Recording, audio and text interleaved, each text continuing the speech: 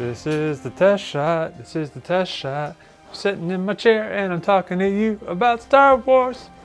Hey collectors, welcome to Star Wars Collected. I'm Jonathan. Today we're going to talk about all of the characters that have missing Hot Toys figures from Star Wars Rebels, which is basically all of them. The year is 2012 and Disney has just bought Lucasfilm. With that, they announced that they're going to produce a new trilogy of films, but they also announced, sadly, that they're discontinuing the Clone Wars cartoon series that's been playing on Cartoon Network. A couple years later, 2014, we get the announcement of a new show called Star Wars Rebels. It comes out, first few episodes, people aren't completely loving it, the Wookiees look a little weird, but before too long, Rebels becomes an amazing animated series. And what's odd about it is that while other series like the Clone Wars and the Mandalorian, things that are not movies, have gotten Hot Toys and a lot of sideshow figures, Rebels hasn't gotten a single thing. So today we're going to talk about which figures are missing and why we think they should come to market. Now I'll be the first to admit that if Gentle Giant had just continued and completed their statue series, I don't even know if I'd be making this video because I wouldn't have a very long list of demands. If you're familiar with them, they made a Stormtrooper, they made the Grand Inquisitor, they made a Zeb figure, and they made a Chopper and Ezra figure, which then leaves out Hera, Sabine Wren, and Kanan Jairus, to name a few.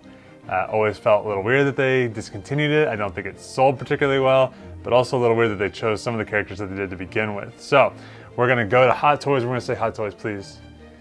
Gentle Giant, they did us dirty, they did us wrong, they didn't complete the series, unless you want to count the bus, which I don't love the bus, and we need you to make these figures for us. So just like in the solo video, we're going to do honorable mentions first, things that they probably really shouldn't make from an economic standpoint, but if I left them off the list, I feel like you guys down in the comments, you turn on me, you come after me, and I don't want that. So, first honorable mention, first two actually are very selfish. One is Hondo, which is a carryover from my Clone Wars list.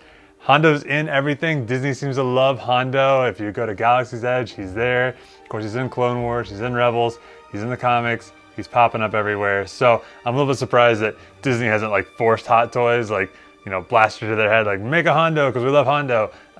But just like when I talked about him in the Clone Wars, it'd be kind of cool if he came like a Quaking Monkey Lizard or something like that.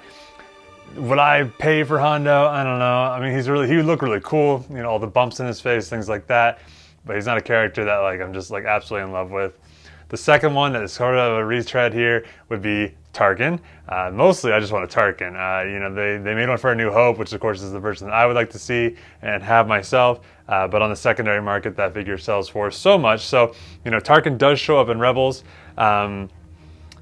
He has one appearance in there where she actually has sort of like an AT-ST helmet and sort of like this, this chest piece on there. So if they wanted some kind of excuse to distinguish one Tarkin from another, they could do that. But really, I would just prefer to have A New Hope Tarkin again. But those are both carryovers from my last list. So kind of honorable mentions, also kind of cheating, but we got to get them out of the way. On to Rebels specific characters. What about Agent Kallus?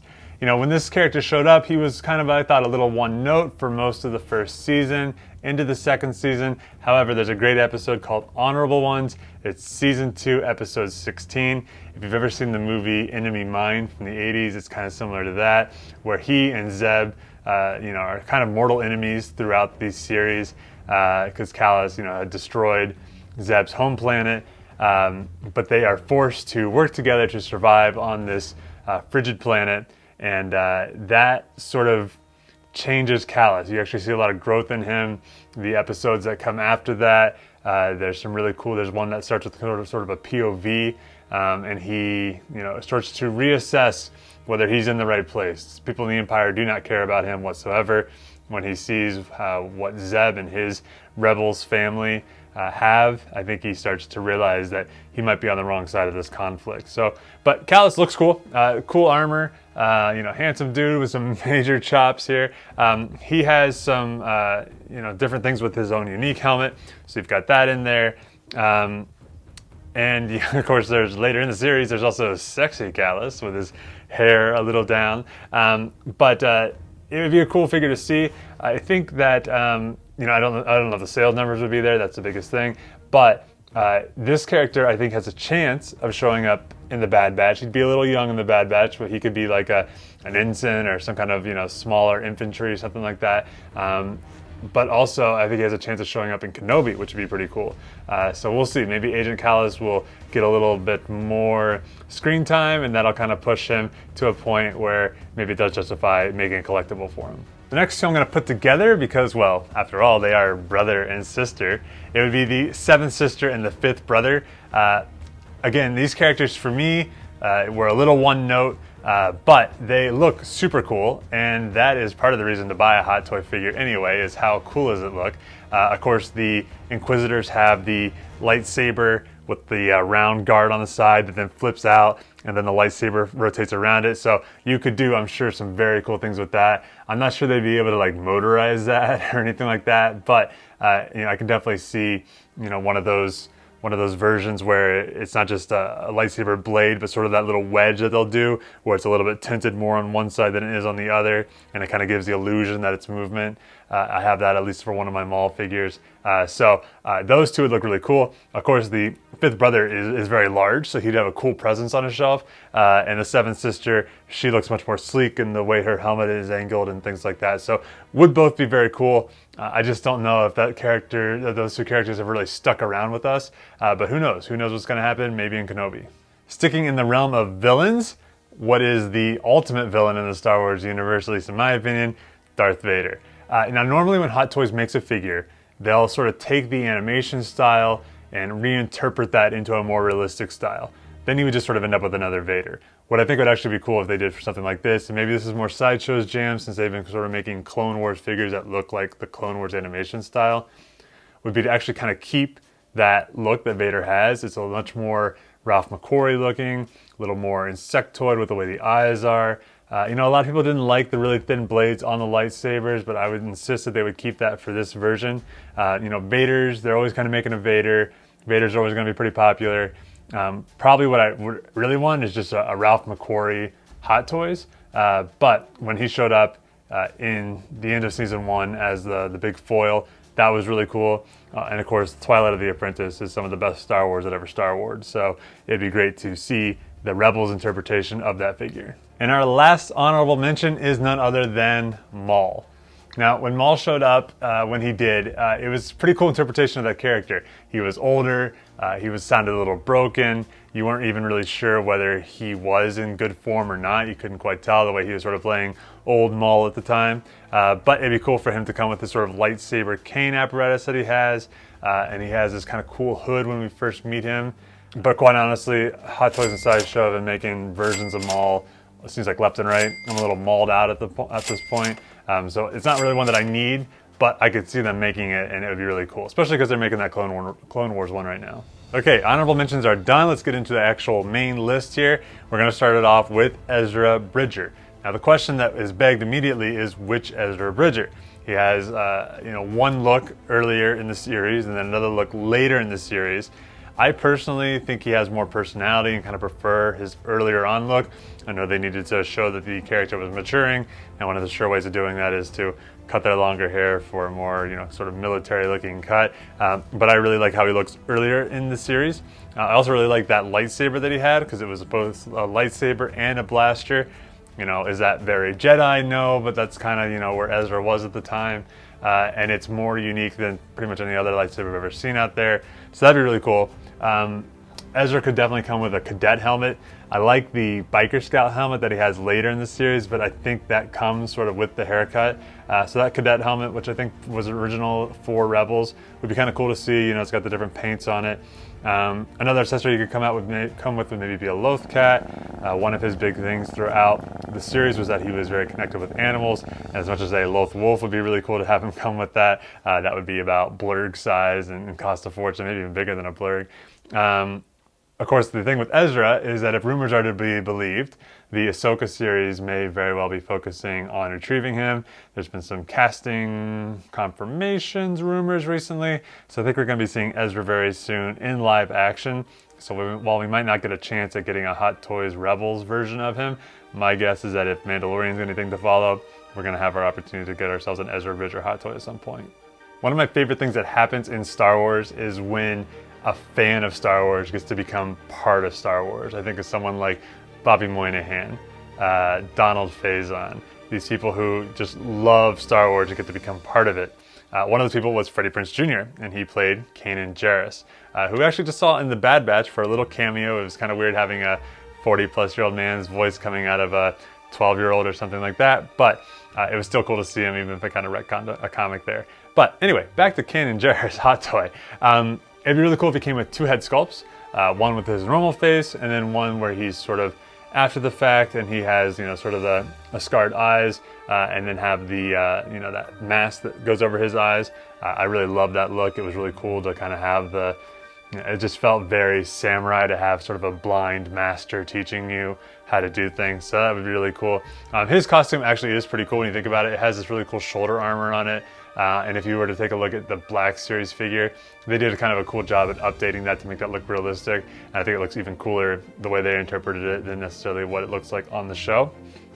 And of course, he would have a lightsaber. He has a blaster that's very reminiscent of sort of like the Skiff Guard blaster that they had in Return of the Jedi. And I would also love to see him come with a Jedi Temple Guard mask, because if you remember, I think it was in Twilight of the Apprentice, or maybe that was a 2-episode thing and it was one before that, Maul blinds him, and I think the first mask that he wears is a Jedi Temple Guard mask, at least wears that for a while, so that'd be a cool kind of like deep cut Easter egg for him to have in there. So Kanan Jairus, I know he's a favorite Jedi of a lot of people out there, and when I was making my video about this for the Clone Wars, we listed out a whole bunch of Jedis on there, so there's always room for one more.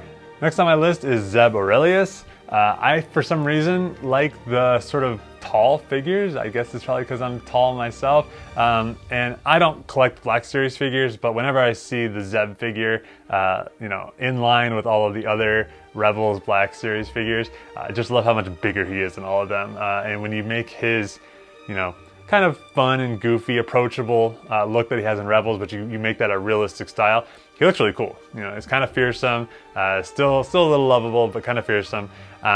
So I think from what I found, he would be about 6'9" in real life. So he wouldn't be, towering over the other figures, but he would be taller. That's taller than I am.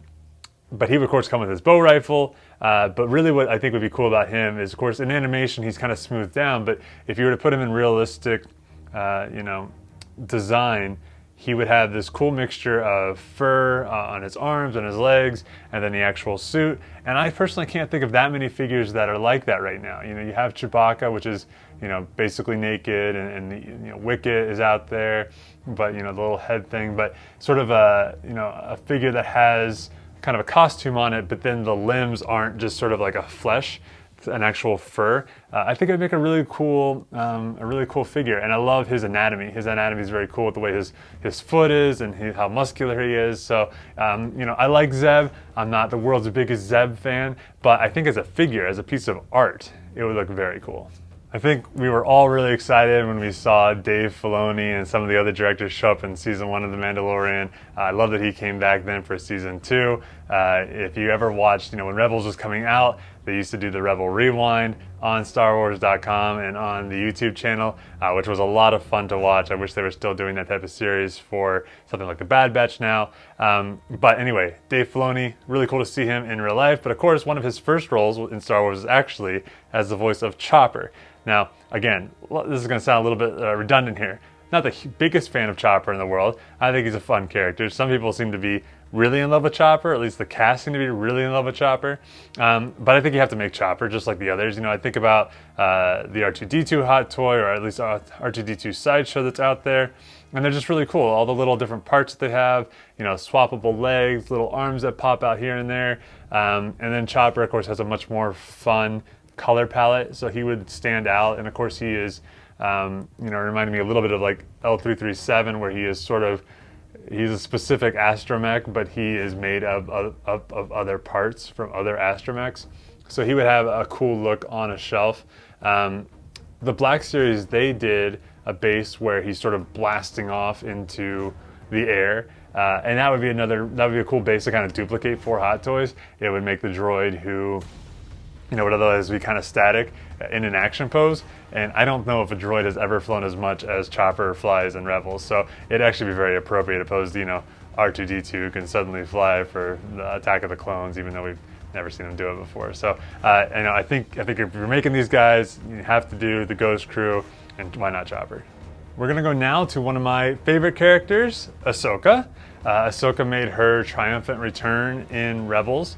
And I think this is actually my favorite version of Ahsoka. The way she looks, I liked her maturity. I just liked the way that she was drawn, taller and leaner, and I just thought she looked really cool in Rebels. Right now maybe we're gonna have a little bit of an embarrassment of riches here, since there is a Clone Wars figure that you can buy right now, and of course there is the Ahsoka appearance by Rosario Dawson in season 2 of The Mandalorian that you can buy right now too.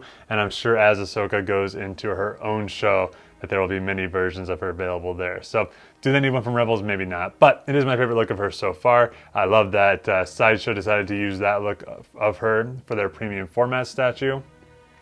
It was also the first time that we saw those new lightsabers, which I think are going to be the lightsabers that we're going to see going forward into the Ahsoka series. So that was cool. She doesn't have a ton of accessories. Obviously, she's come with the lightsabers. I would love to see her come with more eyes. So you have a little owl figure that you can pose with her. Thinking towards the end of the series, in the spoiler alert here, but in the little epilogue afterwards, it would be cool if she came with that cloak and came with that staff that had sort of like that circle on the top. That would be a cool way to be able to really differentiate her from any other look and be very specific to a scene. So I think that would be great. I love Ahsoka. I think it's a character which now can really move merchandise. So if they were going to do some deep cuts here into Rebels, why not do Ahsoka? There are many traditions in Star Wars. Unfortunately, one of them is killing the villain way too early. Thinking about Darth Maul, who luckily came back, even though it was a little goofy at first. I think we're all glad he came back. They did a lot with that character. But of course, right now I'm talking about the Grand Inquisitor. I was kind of shocked that he died at the end of season 1. He was a seriously intimidating looking villain with the red paint on his face and the lines. His costume is really cool, actually, when you think about it. It looks a little plain in the animation style, but if you were to think about it in real life, it is sort of this mix between what you would expect sort of a Sith warrior to be wearing and what the Empire would sort of have them be wearing. So a lot of really cool details, and just like we were mentioning with the other Inquisitors earlier, he would have this really cool lightsaber. Again, I don't think it could probably actually spin in real life, but it'd be able to light up perhaps, and maybe have some of that motion look add-in blades. But I think if you're gonna dive into Hot Toy Rebels, that you should probably have the Grand Inquisitor. Okay, now we're getting into the part of the list where if these were available tomorrow for pre-order, I don't know if I'd be able to say no. And my next pick is Old Rex. I don't know if that's what he wants to be called. That's what I'm gonna call him. I like Rex a lot from the Clone Wars series. One of the very first Hot Toy pieces that I ever pre-ordered online, didn't try to get a deal on it off of eBay secondhand or something like that, was when they announced Rex would be available. So I would love to see the old Rex come back as well. I feel like they could maybe take the body that they're using for the re-armored Boba Fett. I'm assuming that it's somewhat accurate to maybe what his actual body would be, but if not, they need to make him sort of a big barrel-chested guy. Unfortunately, you wouldn't be able to use that same Boba Fett head because Boba Fett, looks a little scarred up and things like that. But I would just love to see that white beard, and he's got some of the armor on that still fits, but not all of it. He's like really muscled up, but he's got like that old man strength. I just think that'd be so cool to have kind of old Rex on the shelf, and then especially if you were to grab Ahsoka that we just got done talking about, those two fighting together again, just like they did in the Clone Wars, I think would make an amazing shelf. Now you may have noticed that I missed some of the Ghost Crew. No more here. How about the heart of the Ghost Crew, Hera? Hera Syndulla, started off in Rebels. Very nice character, very important for the plot. But man, has she exploded into other places. She gets a shout out in Rogue One. She shows up in the video game Squadrons. I just finished the Alphabet Squadron trilogy, and she is throughout that entire piece. So it's really cool to see her being used, and I kind of love how she's maybe being positioned as sort of a maybe Mon Mothma after Mon Mothma, or maybe the military side of Mon Mothma. It's just kind of cool to see her like from humble beginnings. Speaking of which, we just saw her in the Bad Batch. Talk about even more humble beginnings as a real small young one. But Hot Toys has yet to make a Twi'lek figure, and Hera is definitely the highest profile Twi'lek that I can think about. She has a really cool color combination in both the way that her skin is. She's got the green skin, and there is some markings on her, I'm gonna call them tentacles. I know that's not the right word. But then her actual outfit is a really cool color combination that we don't see very often. It's sort of these yellow tones and these brown tones, and she's kind of like part pilot, part mechanic sort of look to her. And of course she has that flight cap and the goggles on her, which are all very cool accessories. And another accessory she could come with would be her Calicory. So I think Hera has grown only in popularity since Rebels has ended. I think a lot of people find her to be a really strong female representation in Star Wars, and I'm all for that. I feel like there should be organ music playing in the back here as I announce the next one, which would be Grand Admiral Thrawn.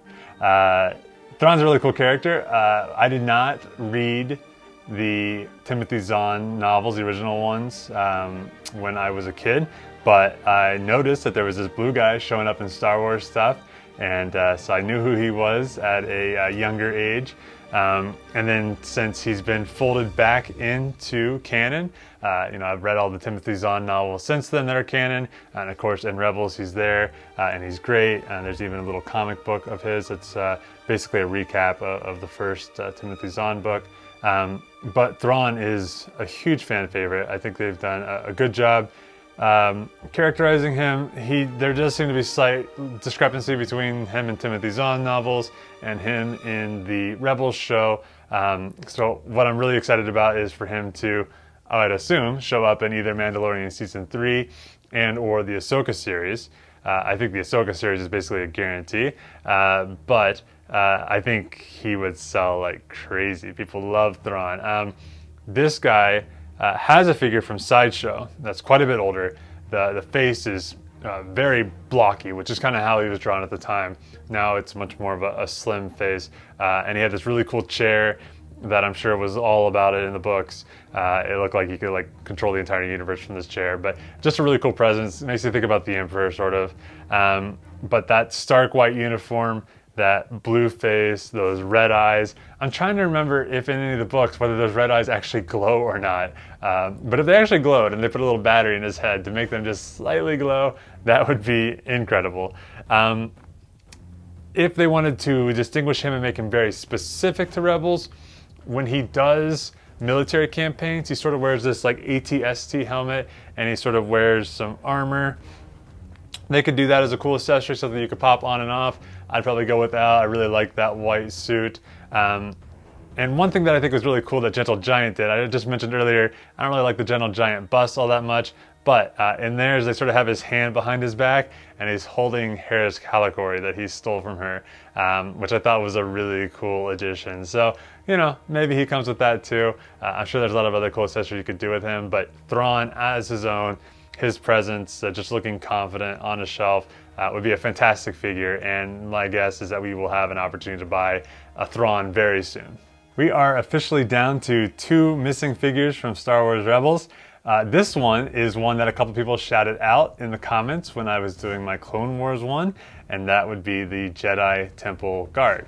I saved it, they're in the Clone Wars a lot. I saved it for this one just because of, the plot point of the Inquisitor, the Grand Inquisitor having formerly been one, and the fact that Kanan Jairus wears a mask at one point. I just thought I'd save that back for Rebels, but I think this would be a buy for me. The Jedi Temple Guard is a really cool addition that we first saw in the Clone Wars, but they just look cool, and they're kind of mysterious, and it makes you wonder, was there something about being a Jedi Temple Guard that made it so that the Emperor could corrupt the Grand Inquisitor and turn him to work for him? I don't know, but those masks are very cool. I love the white and the gold. It kind of feels like a throwback to the High Republic that we're going through right now, when the Jedis maybe had a little more opulence. But of course, it would come with the staffs that they use. Sometimes it seems like they fold in half. Other times it seems like they're just one long thing. So you'd have yellow lightsabers, which are really cool. We don't have a lot of yellow lightsabers on our shelves. If you look at them in Rebels versus in the Clone Wars, it kind of seems like the ones in Rebels are maybe stripped down a little bit, like they're not wearing all of their uniform. So I would love to see them come with everything, the full robes and stuff like that. They sort of have these little things that look like keys that kind of hang off their belt, and then the armor that's underneath their robes would be something that you could, decide that if you don't want to have those on. But what would be really cool, I think, would be if it came with the swappable Inquisitor head. As I recall, in Rebels, he didn't look nearly as menacing when he was the Jedi Temple Guard. So that'd be kind of cool if you had that option to swap that in if you wanted to. But I think a Jedi Temple Guard would sell. Do you guys think a Jedi Temple Guard would sell? Let me know. All right, if you're a Rebels fan and you've made it all the way through this video and you're like, where is this one character on your list? You're probably screaming at the screen right now. It is Sabine Wren. Sabine Wren, I think, absolutely is my favorite character from Rebels. She stood out to me right from the beginning. I always loved Boba Fett growing up, so to see a female Mandalorian, I just loved, and she was an artist, and in my profession, I work in design as a profession, so I love that part of her, that sort of duality between, being a warrior, but also loving to create art, this creation and destruction type thing going on. But Sabine Wren is super cool. I think if I was a young girl, that would absolutely be the character that I wanted to cosplay as. She would make an interesting character though. Like, she would make an interesting figure for sure. She has 5 distinct looks throughout all of the seasons, because the epilogue, she has a different look in that as well. So you're talking about, and she changed her hair a lot. So you could do 5 different head sculpts. Although I was thinking about the fact that I have the Mud Trooper that Han Solo did, and that actually had a face that then the hair popped off the back. So maybe that's how you do it. You give us kind of the one head sculpt, but then you give us all the different hairstyles. I liked them all except for kind of the last one. I thought that actually looked a little bit like Ezra and was kind of confusing. But that would be cool to be able to swap in the different hairs and things like that. She has 4 different helmets throughout the series. I think my favorite one is probably season 3, would be my guess. Season 2 looks pretty cool as well. But it would be nice to be able to choose which helmet goes on there. The thing that also makes it complicated is that her armor and her boots changed, I think, every season. The first season had a lot of paint splashes, and then as it went on, it just got a little bit different. So the good news is that while I think you would have to give us all the alternate versions of all these things to make it as cool as possible, for the most part, her undersuit remains the same. In season 1, she has exposed arms. After that, it goes to long sleeves. But in general, it is basically all the same, going up and down. So you'd be able to kind of keep the main suit there. But all this stuff would make a great deluxe figure. So it's it's not that big of a deal to include all these different helmets and all the different hair and things like that. Jetpack. The dark saber, like hello, the dark saber. Spray paint, her little spray paint gun that she could, oh my gosh, I do so much spray painting. If I could just like hold something this small and choose the different colors by clicking little buttons, I'd be in heaven. Of course, she has the 2 blasters that she keeps on her hips most of the time. And there's also this like stormtrooper helmet that she would repaint. So I'd love to see some like things that she's repainted, or the ghost had graffiti on it. So it'd be kind of cool if maybe she had like a panel that came with her, maybe as part of her display stand, that had some of her graffiti behind her. Guys, Sabine Wren, all day long. Again, the good news is that if the Ahsoka series follows what we think it's going to follow, where it's going to maybe be the search for Ezra Bridger, the search for Thrawn, Sabine took off with her at the end of Rebels. So the hope would be that we're going to see a live-action Sabine right along with our live-action Ahsoka, and that we will finally get a Hot Toy Sabine Wren, and I will buy it all day long. Collectors, thanks for joining me for this video. I almost hesitated to do this one because it seems so obvious, a lot of these, but it's still really cool to think about, how could you take what you've seen in the animated series and reinterpret it into something that Hot Toys could actually make. And if Hot Toys made it, what kind of accessories would you like to see come with it? What part of the show would you like it from? So I hope you enjoyed this exercise. What I'm dying to know though are, what are your thoughts on my picks? What are some figures that maybe I missed? What are some different things that you would do? What are the missing figures that Hot Toys needs to be giving us? Please get down in the comments right now and let me know what those things are. If you enjoyed this video, please give me a like. If you like videos like this, please subscribe. Also, I want to give a shout out to my Instagram. If you're not following me on there, you can see a lot of the previews of things that I'm working on, props, new collectibles, things that I'm thinking about in the Star Wars universe, especially having to do with collecting, lots of polls, things like that. So I would encourage you to not only join this community of us here on YouTube, but also hop over to Instagram and join us there. Collectors, I'll see you next time. See ya.